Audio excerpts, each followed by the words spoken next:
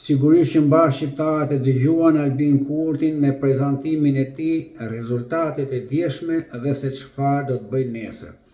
Po pres me këshëri që fal edhe regjistrimeve mediatike, me zë me figurë, apo edhe inteligjencës artificiale.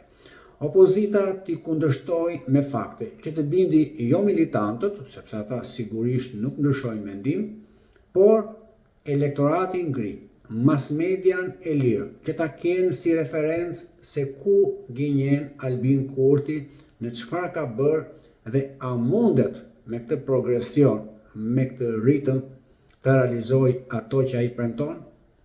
Kjo do t'i ishte padyshim zëri i munguar për të hapur sytë edhe veshët të gjithë shqiptarët anë mban, sepse shikoj në rrjetet sociale që edhe shqiptarët e Shqipërisë të zhgënjur nga klasa politike që rrokadohet mes vetes e shikojnë pikërisht Albin Kurtin si të vetmin shpëtim.